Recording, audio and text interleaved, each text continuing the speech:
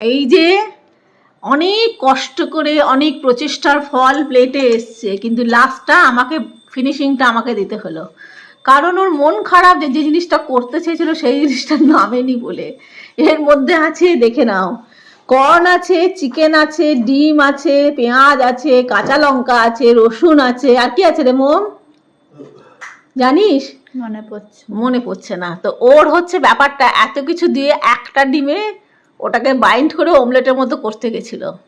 ওই একটি মানুষ, এখন আমার ঘাড়ে যদি 100 মণ ওজন দিয়ে দেওয়া হয় আমি নিয়ে যেতে পারবো? ও একটা অমলেট স্যারেন্ডার করে দিয়েছে ভেঙে চুরে একসা প্যানের মধ্যে। তারপরে সেটাকে প্লেটে ঢেলে উপরে চিজ দিয়ে নিয়ে এটার মিনিমাম একটা ফর্মে আনার আমি চেষ্টা করেছি। খেতে কেমন হয়েছে বল? ভালো না খারাপ? ভালো।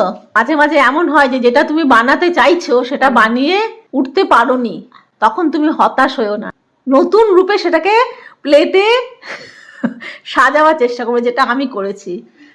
ও অনেকক্ষণ ধরে ট্রাই করে এটা করলো, কিন্তু শেষে কেল্লা ফতেটা আমি করে দিলাম। যা, সব credit goes to your mamma.